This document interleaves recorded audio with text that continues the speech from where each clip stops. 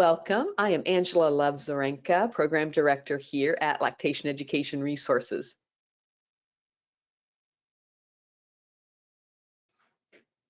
I can't hear you, Sekeita. I just heard you. There you are. Hello. Hi. Yes, as I talked about holding on to every single neuron that I have right now in this life phase. Hello, everyone. I forgot to mute. Good morning, afternoon, or evening to you. I am Sekeita Lewis-Johnson, the Accredited Provider Program Director here at Lactation Education Resources. Welcome and thank you for joining us. So just a little bit about us. I am a board certified lactation consultant. I've been doing this work for over 30 years. Sekeita, I think I'm going to stop saying how long I've been doing this because it just, ages me even more. But I've been doing this for over 30 years. I've been fortunate enough to work in a variety of settings, private practice, as well as in the community, providing peer support, working in a hospital for many years as well. So I have a lot of different experiences that I bring to you today. How about you, Sekeita? Yes, thanks for asking, Angela. I am a board certified family nurse practitioner as well as a lactation consultant. And I'm hanging up my birth doula shoes, but I'll say I'm a birth doula as well. I bring you experience from working as a lactation consultant in the hospital setting, as well as in private practice in the community setting. And I have a ton of other hats that I wear that makes this conversation a real talk and real well-rounded. I would say to you, Angela, don't ever stop saying how many years you've been doing this, because I think as I get up here in the years that I've been doing this, it gives the wisdom and it lays the validity that we know what we're talking about. So this is real talk. This is what we're going to talk real talk. Yes. We don't sugarcoat things. Yeah. Some people who've been doing this for 1 year will try to get up here, or 5 years will try to do this. And sometimes you're like, oh, they have no idea, but okay. But anyway, I just want to honor the wisdom that you bring to the table with your years of experience. And so I love when you say that. So thank you. Thank you. And together we have a lot more years of experience. And so that is what we're going to share with you today. Thanks, Sekeita. So if you would like to participate today, we would love to hear from you. Just chat with us a little bit. The GoToWebinar platform is relatively easy. On the interface, if you're participating today on a desktop, take a look at the blue arrow and it's pointing towards the question box. And so you can ask us a question, or you can chat into us and let us know where in the world you're participating today. We'd love to hear all the different places around the world where everyone is. If you are participating today on your mobile device, take a look at this green arrow. It's pointing to the question mark at the bottom of the interface. And so you can click on that and let us know today where you are participating. So we have other people who are supporting us today. Specifically, we have Wendy. And Wendy is a member of our customer support team. She has been with us for 12 years, since we're going to talk about the number of years everyone has been with us. Wendy has been with us for 12 years and knows all about being and becoming an IBCLC. She answers questions whenever you email us at support@lactationtraining.com. And so Wendy is here to support you and to provide you with amazing resources so you can ask questions. She's going to answer a few of them today, but she'll leave a few for Sekeita and I to answer at the end as well. So let's dive in and take a closer look at what a lactation consultant is and how you can follow your dream and become one. If you decide to become an IBCLC, you will join more than 37,000 actually IBCLCs in over 132 countries and territories. Credentialing as a lactation consultant is offered by the International Board of Lactation, the International Board Certified Lactation Consultant Commission. Take a look at their website, ibclc-commission.org. They have different regional offices depending where in the world you reside or work. Take a look at the requirements and the pathways to become eligible to take the IBCLC certification exam. What do you need to know? The detailed content outline or exam blueprint is based on surveys of IBCLCs in various practice settings around the globe. The outline covers all of the topic areas and the chronological stages an IBCLC needs to know in their daily work. Our courses cover the entire detailed content outline, and they are approved by LARC. That's the Lactation Education Accreditation and Approval Review Committee. It's the organization that evaluates and approves lactation consultant training courses. Now, Sekeita is going to give you a few questions to ask yourself so that you can reflect during this workshop about your journey. Go ahead, Sekeita. Thanks, Angela. So before we take a deeper dive today, there's a few questions you may want to write down, or you may want to process. Some of us can process things in our head, and sometimes it makes sense for us to write things down and write it out. We're going to talk about a host of things. We're going to talk about a lot of skills. We're going to also talk about hours, and you're going to be trying to make sense of all of this. But a couple questions that it might be important for you to ask yourself is, do I have these skills, right? And if you don't have those skills, where will I get these skills? And those are important because as we talk about, some of the critical skills that we need in order to function as IBCLCs, it's important that you kind of reflect on what your pathway is going to look like. And only you can answer these questions. We call this in the clinician world being a reflective clinician, right? A lot of times I ask people to even determine your why. Why do you want to become an IBCLC? I've heard some interesting things about that question, but I won't even go into that. What I will say is reflect on the things, some of these questions. And as we talk about these skills, if you don't have the skills, I don't want you to fret. I don't want you to get upset. You just have to say, okay, I need to chart a plan on where I am going to go and get these skills because this is my goal. So hopefully we'll help you make sense of it.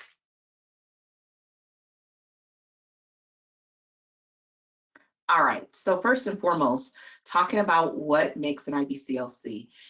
I don't know about you, but I value competency. And in any profession, competency is critical. And competency means you have the ability, the knowledge, the skill set, and the attitude to complete a function or task and to do it successfully. In any new profession, there's always going to be this growth track from novice to expert. And that's fine. What novice means is that you have the foundational knowledge and some skills, but you may not have done everything. You may not have seen everything, so to speak, right?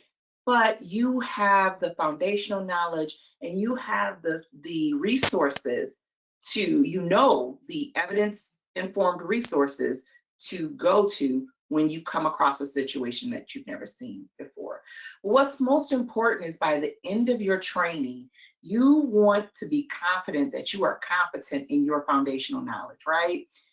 And what this does is it just decreases the risk of doing harm to families. Pretty much if you work around lactation, you know that there are huge disparities in infant feeding and optimal infant feeding. And what we're trying to do is, decrease that gap, decrease those disparities and inequities.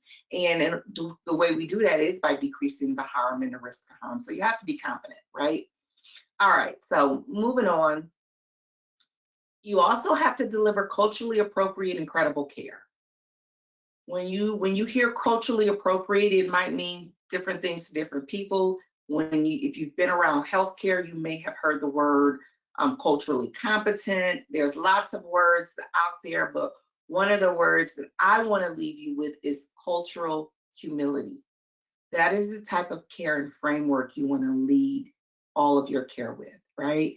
And cultural humility is really a process. It's a self-reflection process and self-critique. We started off with self-reflection, right? But this is a self-reflection where we not only learn about someone else's culture, we also start, keyword is start, by examining our own set of beliefs and our own cultural identities before we can even try to understand someone else's, right? And when we lead from that, and again, it's a lifelong process, and it's a process that involves sometimes relearning things that we were previously taught to believe about other people and other cultures. So, for example, I have heard colleagues before say things like, oh, it's not in their culture to do X, Y, and Z.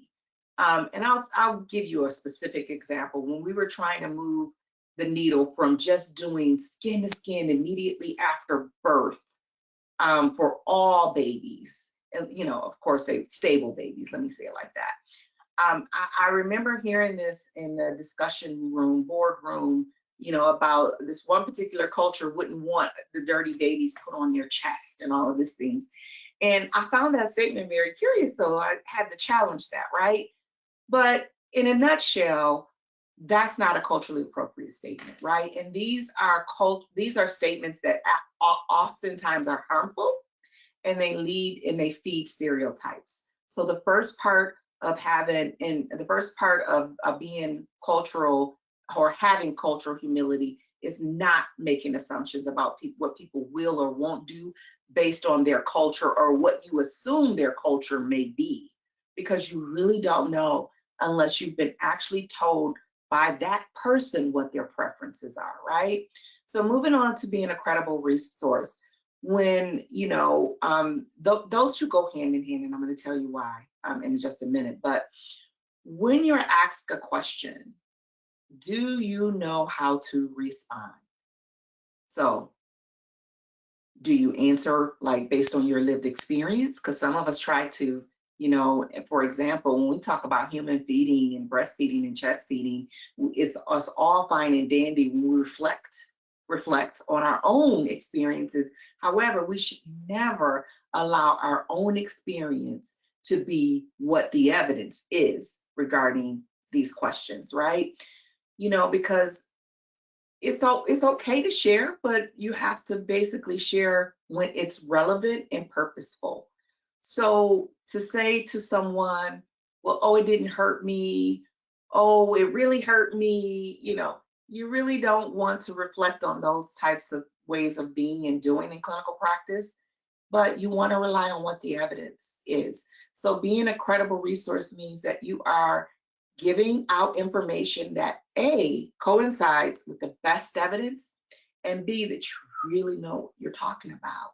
And if you really don't have the answer, and that's fine, the question then becomes, do you know what the evidence says? And if you don't, do you know where to find it? We're not all, walking around with, these walking dictionaries or walking computers inside of our head. But demonstrating credibility is really about being forthcoming. And it's about saying, I'm not quite sure about that. Let me get back to you, right? And then getting back to the client in a timely manner. Credibility, competency, and cultural humility is everything. If you lose those, as a lactation consultant or even as a lactation supporter, it translates to other IBCLCs losing credibility. And, truly, because IBCLCs are individuals who manage complex infant feeding challenges, right? We really can't afford that hit to our profession. So you really want to make sure that you're giving out credible information, that you're competent, and that you're always leading with this cultural humility hat. Other things we do as lactation consultants, and this is what's real, because as we know, policies are extremely important to the climate of decreasing inequities. But we are policy advisors, and we actually help create policies. So, sometimes we are sitting in this call and we already have policy as our strong suit. And I'm like, yes, okay, we need more strong people in policy in the IBCLC land, right? But what if policy is not your strong suit? What if you're like, I'm not into policies like that, right? It's not my jam. Well, that's okay too, because in all essence, you are a stakeholder, right? We are always involved in policies. And it's important because language is in policies, and language and policies matter. So poorly written policies often end up with unintended negative consequences that harm the public. And that's what we're trying to minimize, right? Harm. So if you're a policy person, that's fine. But also being a stakeholder, as IBCLCs, we should be at the table whenever there are lactation specific or related policies being discussed. And I'm going to say this, when you receive open discussion, like some states may have, comment on this new policy or open forum, comment on those, read those, give your feedback because it matters. So if it's not your strong suit, that's okay. But I want to tell you that your voice matters, right? Because how policies are created and how they impact us then informs your advocacy. Advocacy is a big part of what we do, and it's simply a person who publicly supports a cause or a policy. That's it. So even if you're not strong in policy, you can be that person at the table listening to how policies are created and sharing your lived experience and perspective.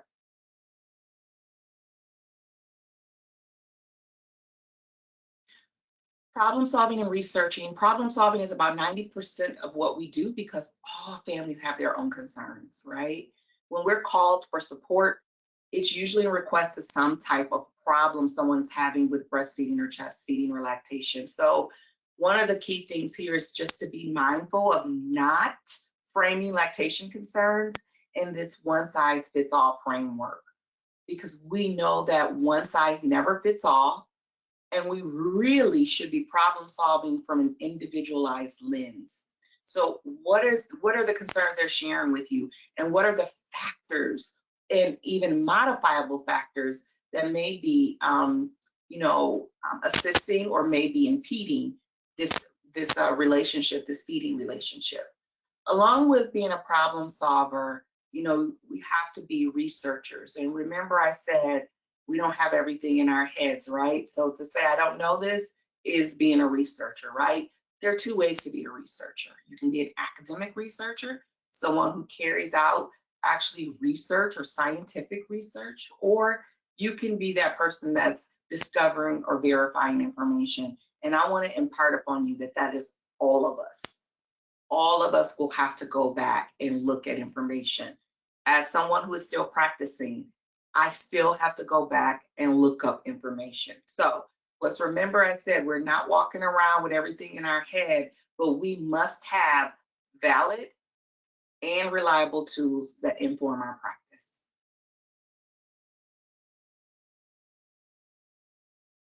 High-level skilled care. This is like, I love talking about this. I love talking about this. I love talking about this even when I was in the hospital setting, but this applies also in the community setting, right?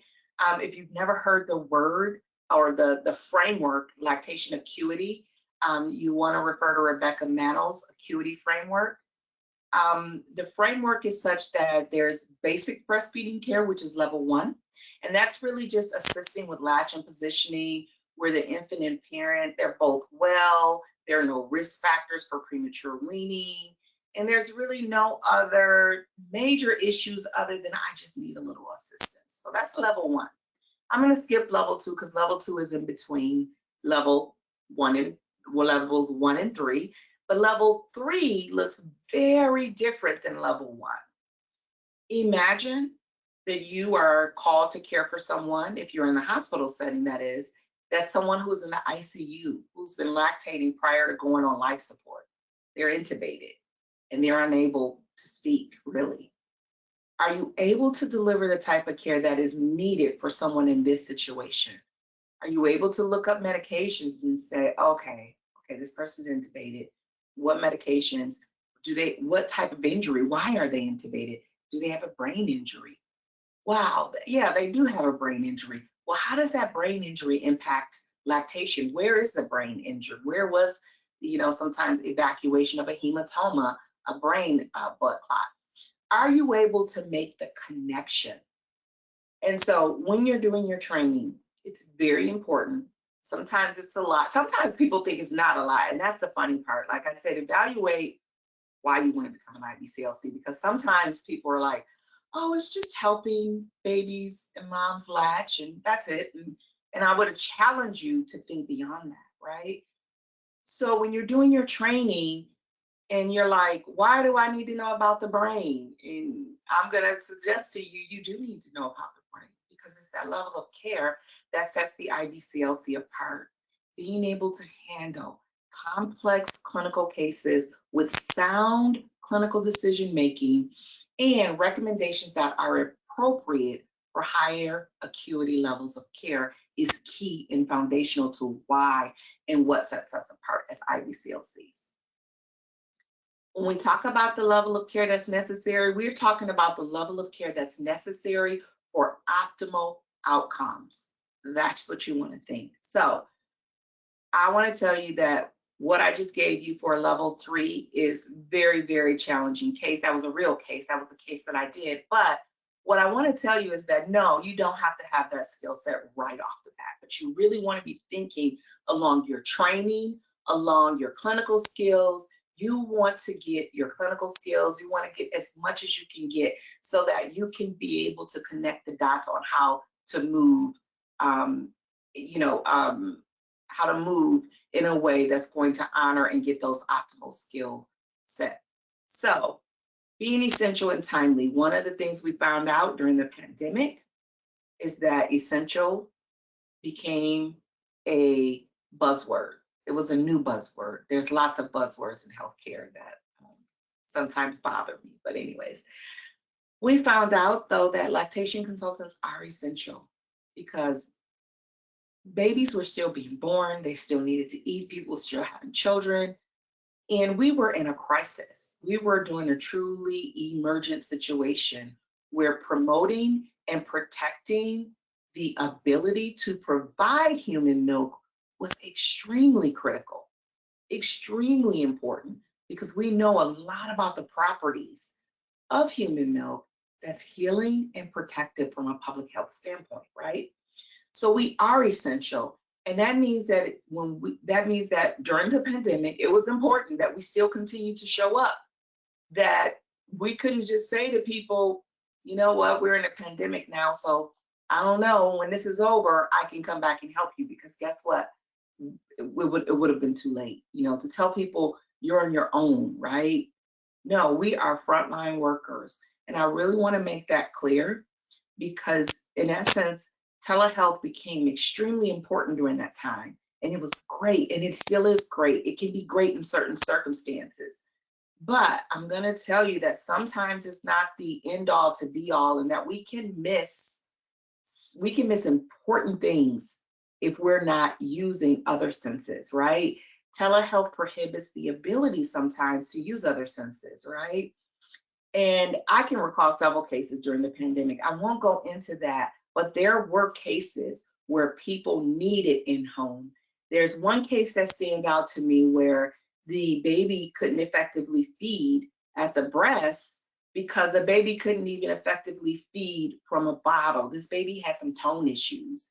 And so imagine if I could not meet this person face to face, and this person lived over an hour from me, and she had been searching, and everybody told her, yes, we can do telehealth, right?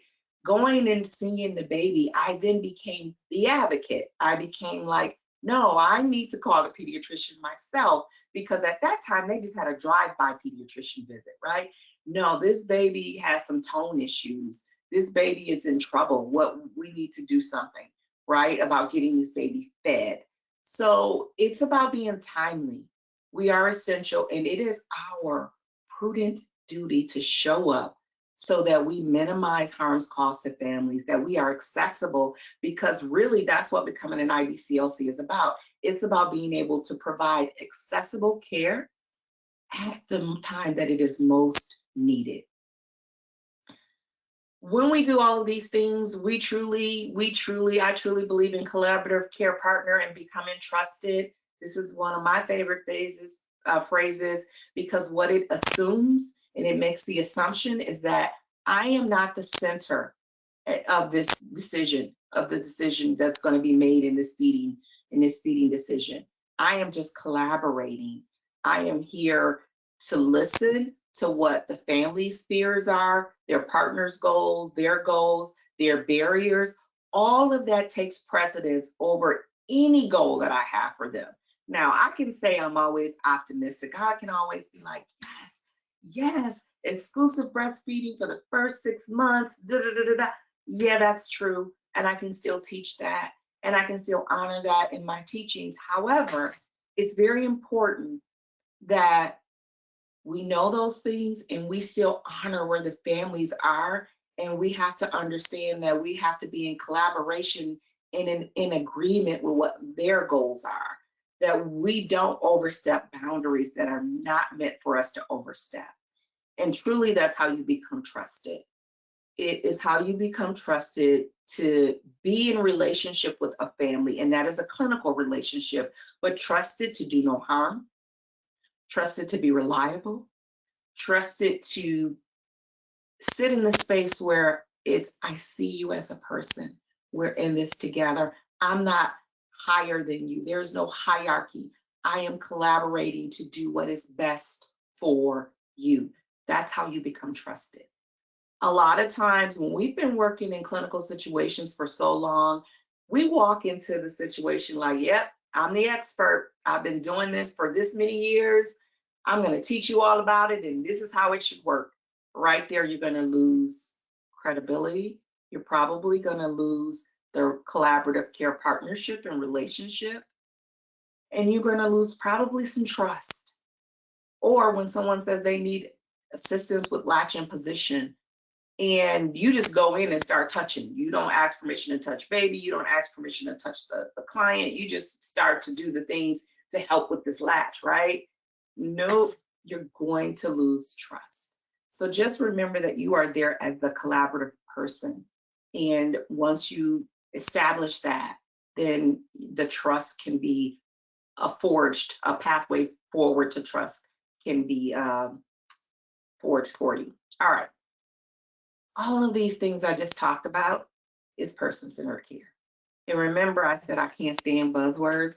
Person-centered care is one of those buzzwords that we often use, and it's an important, critical aspect of care. But some clinicians miss the boat on what this really means. So what person-centered care is it is providing care that is respectful of and responsive to individual patients' preferences, needs, and values, and ensuring that the patient's values guide all clinical decisions. So I've talked about collaboration, I've talked about care, I've talked about culture, I've talked about communication. All of those things are the center. It's really what we do as IBCLCs. Please don't lose the framework. If you want to learn more about it, you can visit the Institute of why isn't it escaping me? The Institute of Medicine, I'm sorry, and learn more about this decision. But I want to leave you with, don't allow this to become a buzzword.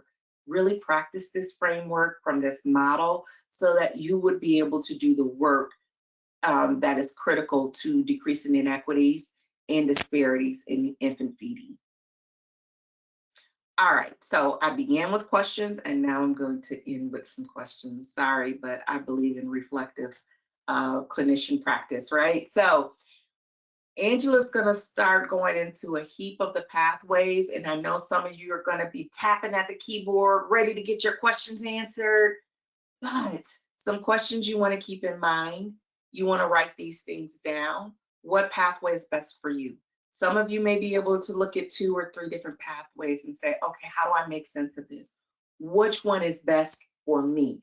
You also want to consider the local market. Where are you going to work? What ideas do you have? Are you going to go into private practice? What does the market look like around there? You know, where you live geographically. You know, is the area saturated with IBCLCs? And I'm going to tell you, no, it's not, right? It's not. I'm going to tell you that right off the bat. But you still want to look at the local market. You also want to look at how does the training fit with your lifestyle. Really create a plan on how you're going to achieve your goal to become an IBCLC. And that may take some additional writings and journaling, but I really want to be clear that once you know, the 5 Ps, proper preparation prevents poor performance, is key to understanding your pathway, knowing how you're going to do it, and also taking the nuggets that Angela is about to give you and making them make sense for you. All right, Angela, take it away. Thanks so much, Sekeita. Okay, so here is, now we're going to go into this roadmap, and the roadmap is the process of becoming an IBCLC. Now, it can feel a little complicated, but I'm going to break it down and give you this roadmap, and we're going to touch base on each one of these different points, and also know that there's a handout. So if you take a look at the GoToWebinar interface, you'll see on the bottom it says handouts near the questions. And so go ahead and grab that handout while you can. Okay, so the first thing that you need to do is you need to choose a pathway. We're going to come back to this in just a minute. There are 3 components to each pathway, and the 3 components are education, and there are 2 types of education. Then we have the clinical hours, and then we have exam prep, getting ready for the test. So first, the first component is health sciences education. So it is the typical education for healthcare providers. There are 8 post-secondary or university level courses and 6 general education subjects. You can find a full list on the IBCLC Commission's website. There are 14 of them, 14 subjects, or you can take a look at the resource document that's in the interface. So now the 8 university level courses are, and you don't need to write this down now, but they are biology, anatomy, physiology, infant and child growth and development, introduction to clinical research, nutrition, psychology or counseling skills or communication skills, and finally sociology or cultural sensitivity or cultural anthropology. They can be in person or online as long as the institution is accredited to provide the learning. Now, if you took any of these courses during your college career, they count, even if it was about 20 years ago, doesn't matter. We partner, though, for those who do need those courses, we partner with Walden University, and they provide those basic courses for you. They're online, and they've chosen the courses to best fit the Commission's requirements. We're collaborating with Walden to provide our students with deep discounts for the college courses. You can find the link on our website. Start with, on the banner, start with training options. Then click on, I want to be an IBCLC, click on education, and you'll find the link on that page.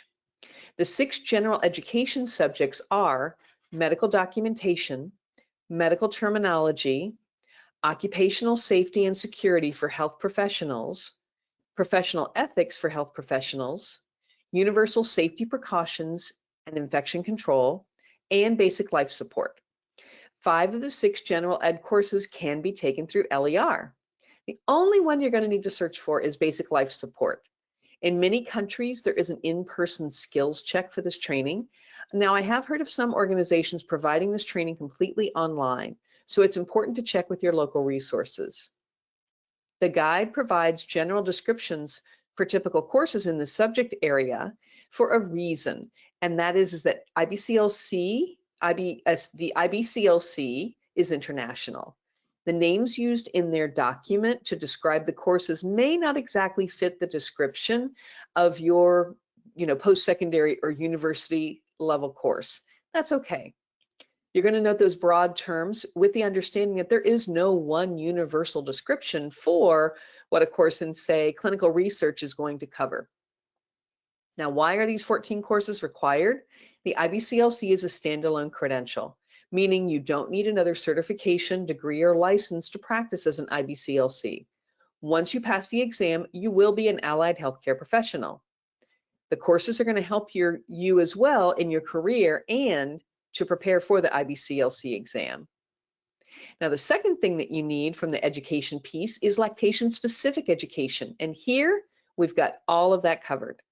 The education should be comprehensive and cover the detailed content outline. The Commission requires at least 90 hours of lactation education, 5 hours on communication skills, and our 5-hour course is specific to lactation and breastfeeding care, which will help you in your practice as a lactation consultant, and a 2-hour course on the International Code on the Marketing of Breast Milk Substitutes, which is also known as the WHO Code. Our lesson is up to date and relevant to your work as an IBCLC. Now, the third component is lactation-specific clinical experience. This can include in-person consultations, telephone consultations, or online breastfeeding and lactation care that supports breastfeeding families. It also includes lactation assistance to pregnant and breastfeeding clients, and lactation education to families and/or professionals. These hours are to be obtained within the 5 years immediately prior to applying for the exam. So how many clinical hours do you need? That depends on your pathway. So here's a quick overview on this slide. So, and I will review Pathway 1 and Pathway 3 in the next couple of slides. So Pathway 1 is for healthcare professionals and those who provide breastfeeding support through an IBCLC recognized breastfeeding support counselor organization. Now, healthcare professionals include, according to IBCLC, physicians, nurses, midwives, dietitians, physical therapists or physiotherapists, speech language therapists, and others. Breastfeeding support counselors include those accredited through organizations such as LER, La Leche League International, the Australian Breastfeeding Association as well. Now, Pathway 2 applicants must complete a comprehensive academic program in human lactation and breastfeeding through an accredited university program. Their education is sort of self-contained, and it has both the didactic as well as the clinical components, and they require 300 supervised hours working with breastfeeding families.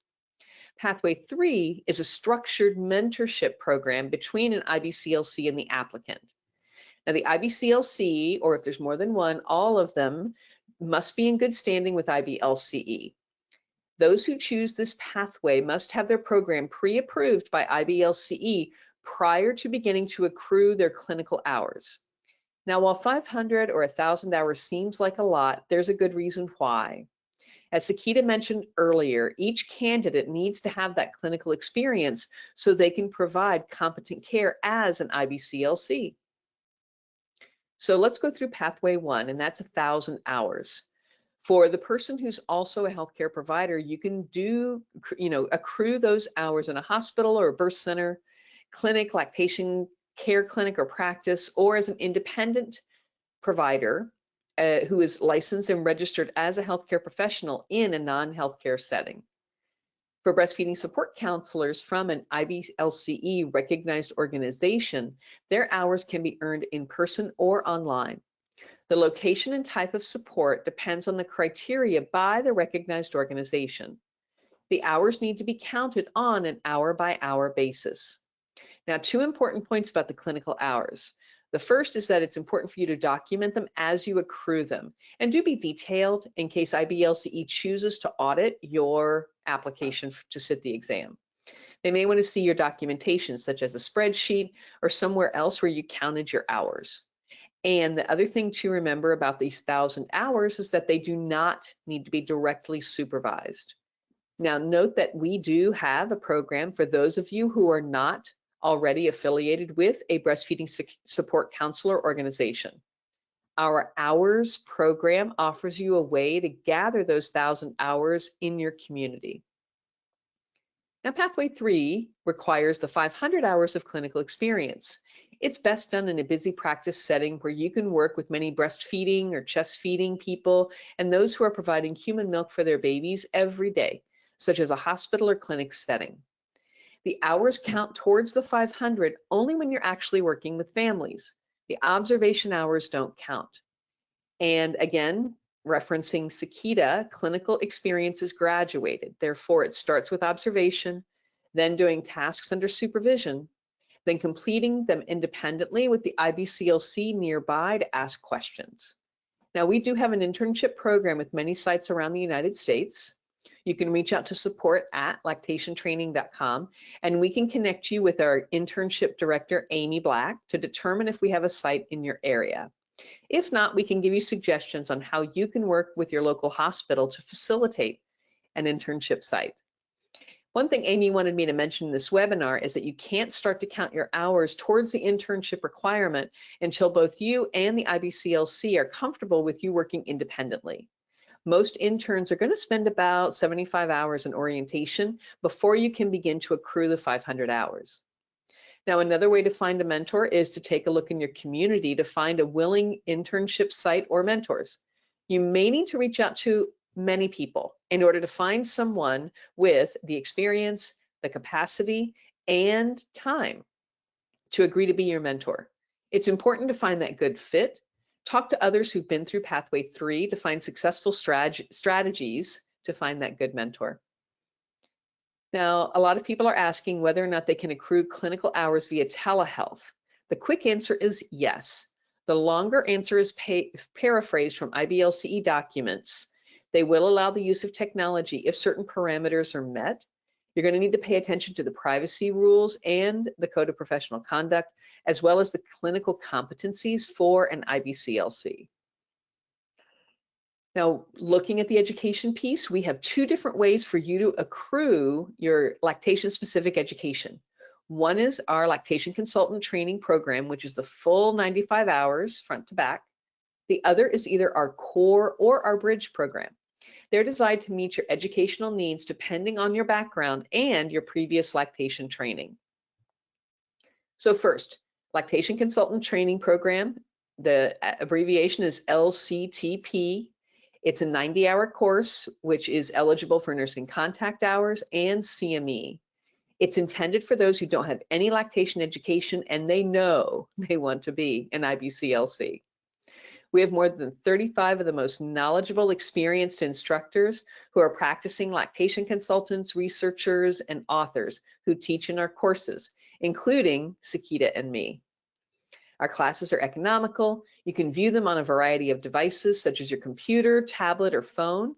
They're optimized for a computer, but they can be reviewed later when you're on the go. We've been educating people online and in person since 1990.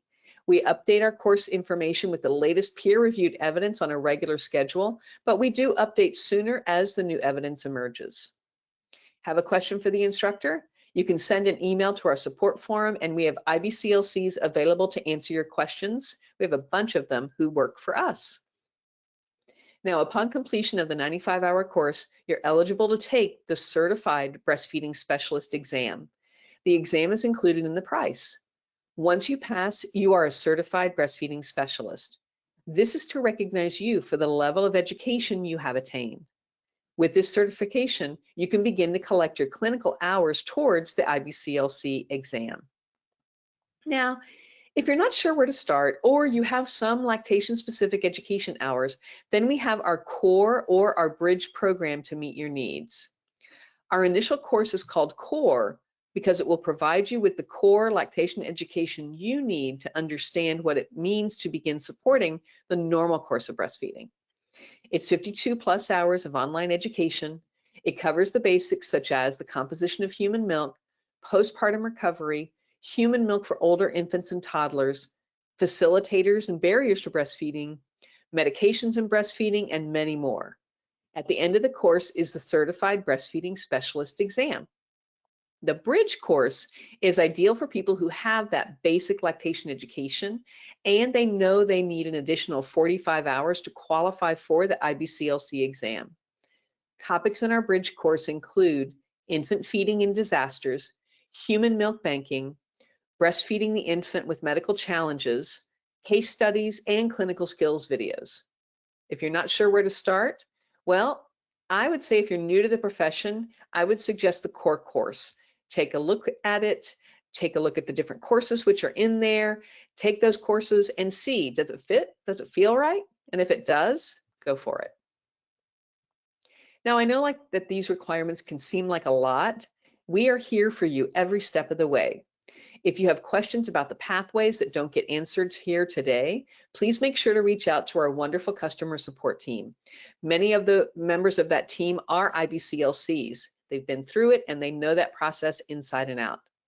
We have 3 ways for you to earn your education depending on your goals and where you are right now in the process.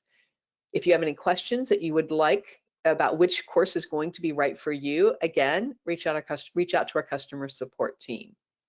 If you're not a healthcare professional working directly with parents and babies now, getting those hours can feel like a challenge. We have 2 programs for you. One is for Pathway 1 and the other is for Pathway 3. And when you're ready to take the test, this is where we also have you covered. We have 2 versions of our very popular exam prep course. Both use our LER QBank system, which is a comprehensive system including practice tests, photo flashcards, anatomy flashcards, a study schedule, and a lot more. For those of you who are taking our 95-hour course, we include a discount to our exam prep course as well. Now, our 90-hour course, as well as core and bridge, are available in Spanish. Capacitación en Lactancia is our website, which provides the same high-quality education found on LER in Spanish. Now, at LER, we do believe that access to high-quality education should not be limited to those who live in countries with high incomes. We recognize that in many parts of the world, the relative purchasing power of a local currency may make the cost of lactation education inaccessible. As part of our commitment to increasing access to lactation training worldwide, our pricing is adjusted according to the student's country of residence. In alignment with our continued commitment to diversity, Lactation Education Resources is proud to announce our Rising Tide Lactation Equity Scholarship Program, designed to increase the number of Black and Latinx and Hispanic IBCLCs in the United States. We recognize that one of the greatest obstacles to entry into the field is access, specifically demonstrated by financial barriers. LER will remove that barrier for Rising Tide Scholarship awardees. We alternate these scholarships every year. You can find out more information on our website, lactationtraining.com/Rising Tide. Our team is here to help you now and in the future. Our tech support is open 7 days a week. You can get your questions answered by experts in the field, and we provide you with ongoing support for the next steps in your lactation career. So thanks for your time today. Now we are going to open it up to some of the questions. I see it's been super active, and I think Wendy has handled all of them. So Yeah. there we go. Wendy has really been amazing in answering every single question. I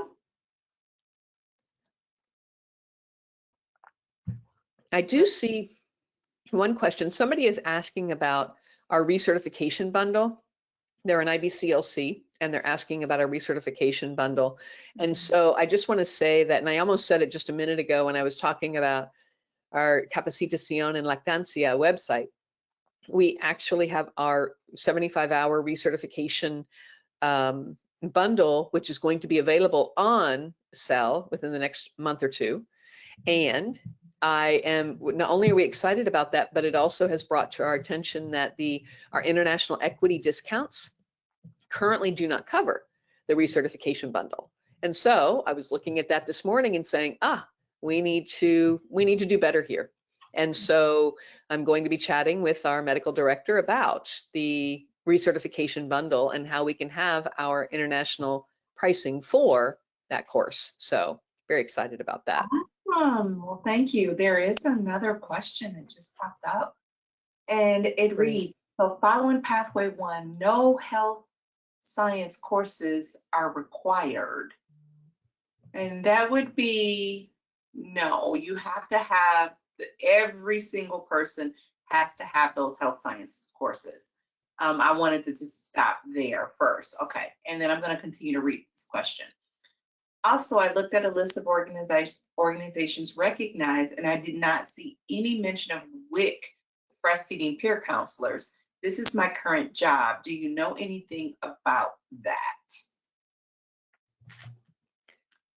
WIC peer counselors have typically been able to use their hours that they support, that they are in a supportive role for families to count towards Pathway 1.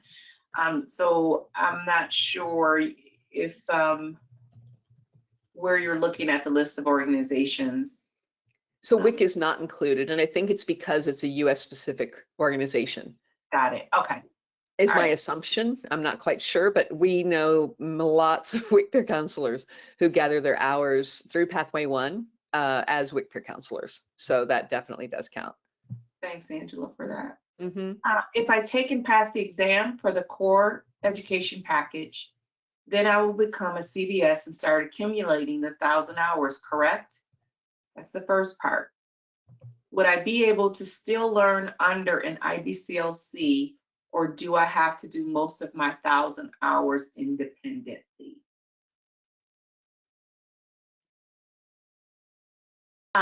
So if you take and pass the exam, The CBS exam, right? CBS and start accumulating, you would basically have to be still like either at a breastfeeding support organization collecting those hours. Which is us. So we have a separate program, right? We've got our hours program that will cover you for that. And so Correct. once you become a CBS, then you need to apply to the hours program. And then if accepted into that program, then you can begin to accrue your 1,000 hours in your community. And that would be doing pathway 1. Correct. Okay, so the second part of this question is, would I still be able to learn under an IBCLC, or do I have to do most of my 1,000 hours independently? Now, going under an IBCLC, that is pathway 3, and in some regards, pathway 2, with how they set up their clinical rotations. So I think there's some merging of the different pathways. One of the things that I do want to talk about when I talk about hours, and this is the real part of me, and I'm going to say this is not an LER opinion. This is a Sekeita thing. This is a keeping it real. Yeah. It's important that when you think about clinical hours, you think about clinical hours, the significance of what clinical hours are and what they're supposed to do. So a lot of times we look at 1,300 or 500 as, whoa, that's a lot. And I am going to challenge you to think about this. If you ever had to have heart surgery, if you ever had to have brain surgery, how many hours of clinical education would you have wanted that surgeon to have actually doing the thing that they're about to do to your brain or your heart? And I say that because when we're thinking about the amount of hours, yeah, we want it to go quick. We wanted to we want to get these hours done and we want it to be easy. But what I'm saying to you is I listed competency as the very first skill that is necessary. And in order to be competent, you have to get your clinical skills. You have to. Same as with any profession that is providing a skill or a level of skill that is expected to minimize harm. You want to make sure that whatever pathway that you choose, that you maximize your opportunity to get certain clinical skills. And that's how I will leave that conversation. But I just felt like I wanted to say that because, you know, when you're thinking about the most appropriate hours for you, it's very important to think from that framework of the skills that you're going to need to come away with and how are you going to achieve those. That's a good point, Sekeita. And I also want to add to that even if you're working independently, just like Sekeita was asking those questions before, you should know who the IBCLCs are in your community, because it is not if you walk into a situation where you're over your head, it's when. And so it's important to know who you can pitch to and who you can collaborate with in order to get the support that you're going to need. And as a breastfeeding support organization, we can provide you with support, but it's over a distance, right? One of the people on the call today was asking for support for a situation that they're dealing with. And I said, email me after the webinar and we can sort of talk about that and sort of work through what to do next. And so indeed, but it's important for this person, they don't have any other, I'm going to assume they don't have other IBCLCs in their community by which they can collaborate. And so sometimes online support or distance support is what we need. And yet you should know who the IBCLCs are in your community so that you can work with them. Even if you decide to do pathway 1, which is working independently as a certified breastfeeding specialist, it is important for you to know who those people are in your community and to have that support. And also to know, just as Sekeita was saying in the beginning, oh, I've been doing this for so many years and I can teach you this and it's all about this. No. Humility is important regardless of the number of years or the number of clients that you have served in your career. So it's important to stay humble and it's important to collaborate with other people in the team. I do want to say this about CBS as well. a lot of times, and we teach all of our CBSs this whenever we get an opportunity, is to know your scope of practice. Yes, there you will be a CBS, you will be able to practice independently, but you will be able to practice on non-complex cases. And so that's extremely important to where Angela's like, okay, you're practicing independent, but you want to have another IBCLC in mind when you have to refer, if you have to refer, knowing when to refer. You want to look at the scope of practice, and this different from the IBCLC. Everybody has, all professions have a scope of practice, right? And you don't want to operate outside of that scope of practice. I'm very, some people frown down upon that word scope of practice. I'm very huge on it, have always been, it's always been a big deal to me to really just stay within so that I'm clear and I have a conscience that I am not going to cause harm to this family by thinking I know and I can do something that I should not be doing.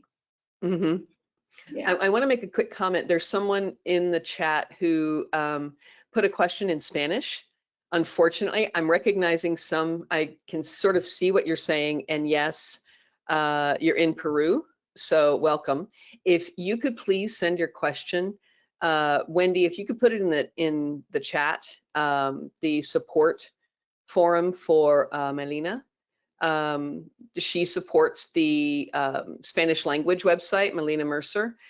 She's in Argentina, and she can answer the question, and or Adriana can also answer the question. We also have a few instructors who are bilingual or trilingual. So please do put it into the, please send us an email and we can respond to the question. I apologize, my Spanish is not good enough to be able to answer the question. I think you're looking for exam review, is my opinion. So there we go. Someone asked for us to explain the hours program. So what the hours program is it is for CBSs. And if you can apply to the hours program, which is basically applying to join our breastfeeding support organization. And so as a breastfeeding supporter, you can start to work with families in your community in order to accrue your hours. And we do require that you need to utilize our spreadsheet in order to accrue those hours and to keep track of your hours. If, let's say, for example, you want to offer a prenatal lactation class to people in your community, you may want to, develop a curriculum, and you may want to reach out to us and say, hey, what do you think of this? And so one of the IBCLCs on staff can take a look at it. We can have a conversation with you, either over email or over, a phone, or virtually somehow. We can have a conversation with you and talk about, sort of what your goals are, what your plans are, and things like that. So we can support you in your community. And someone is saying, I am in Ireland. Can we support you in Ireland? Yes, we can support you in Ireland. And so indeed, don't let that distance. One of the first people in our pilot program was in Taiwan. And so indeed, we were able to support that person for accruing their hours in that way. And I'm going to sort of like piggyback as well. Someone else mentioned that they have a bachelor's degree, no experience. They want to do the hours, the exam, the rest of the college courses, and is it a reality? And I'm assuming that you don't have that, health background. And that's one of the reasons why Sekeita and I do this webinar together, is because I did not come from a healthcare background. And so I also needed to do all the things that I needed to do. And it took me many years because the number of clinical hours that you needed used to be a lot more. And so it took me many years to do it, but indeed, I achieved it. And, here I am a million years later, so supporting you today. So great questions. Yeah. Angela, there's another question. For breastfeeding peer counselors through WIC, will our work days be counted as clinical hours since we're technically under our IBCLC but not directly supervised? Or do we just count the time that we are with the mom? You would just be counting the time that you are providing care. Because if you're just sitting there and you're not providing care, those are really not clinical hours. You can't really count that as time spent actually assisting. So it would just be the time that you spend. Next question. What are your recommendations for a postpartum nurse to become an IBCLC? What courses should I enroll in your program?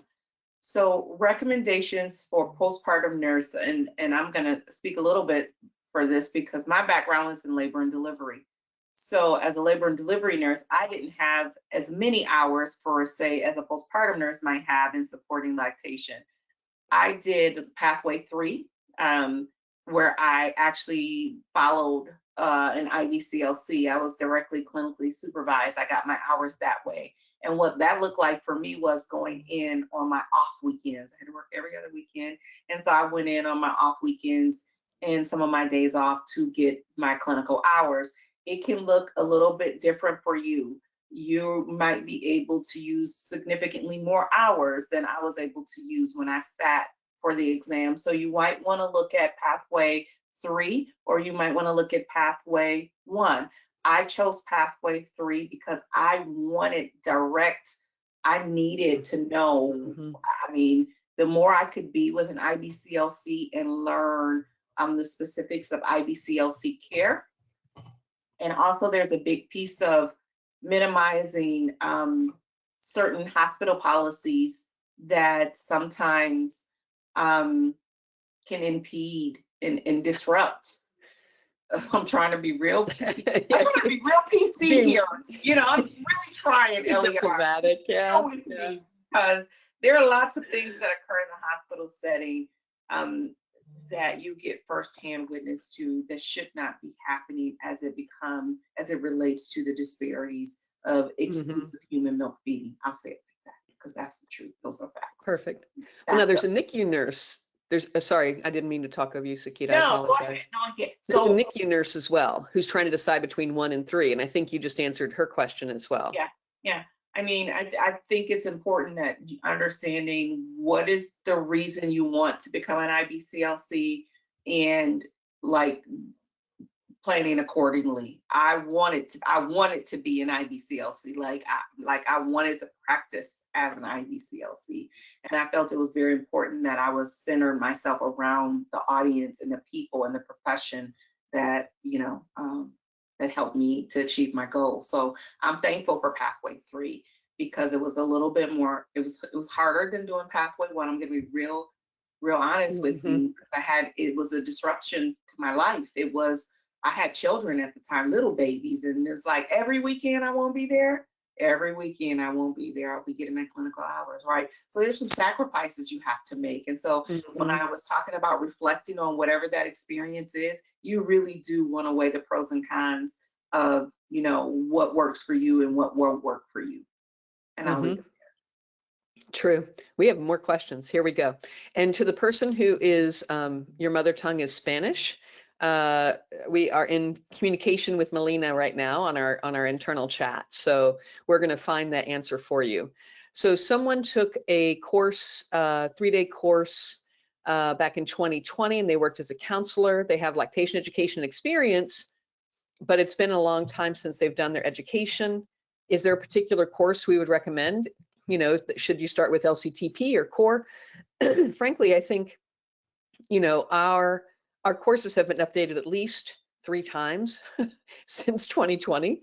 And so I would say, if you want to be an IBCLC, consider just go ahead and do the 95-hour course.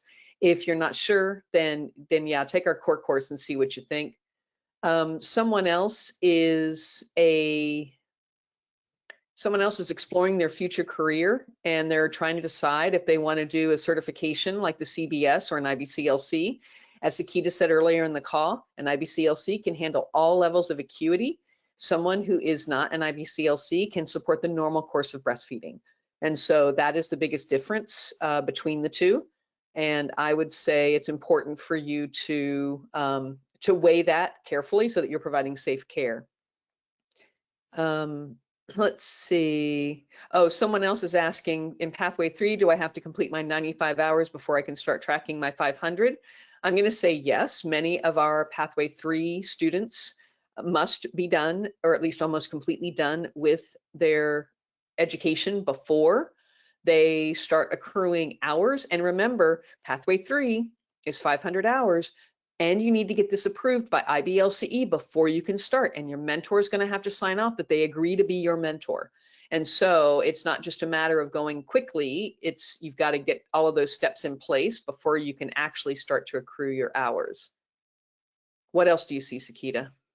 I think that's it. I think Wendy has gone to work in answering a lot of the questions. This is a fantastic, engaging group. There it was like, we thought we were done, and then 15 minutes later, you guys just let it out. And I appreciate that, though. I appreciate that what it sounds like and feels like to me is that you all were paying attention to this pathway and then begin to really ask the questions that were applicable to you. So thank you for that. Thank you for engaging with us. We do this because we really do want to impart the information that we think that would be helpful to not just the, like, this is what you need to do, but real life and applying and how it works. And so if you do have any additional questions, like Angela said, you can reach out to us at support@lactationtraining.com, and we will continue to answer your questions, because this is important to your pathway, to your journey. And again, individualizing what's going to work for you versus something may not work for another family. Same thing applies to how we learn, how we show up in our clinical spaces. It's just different. So I appreciate you for taking the time this afternoon, evening, or morning to be with us. Yes, thank you all so much. And if for those of you who may have missed something during our conversation here, you will get an email that gives you access to the recording in the next day or two. So, or reach out to us at support@lactationtraining.com. This was super fun. Thanks so much for your engagement. Really appreciate it. Thank you. Take care. Bye-bye.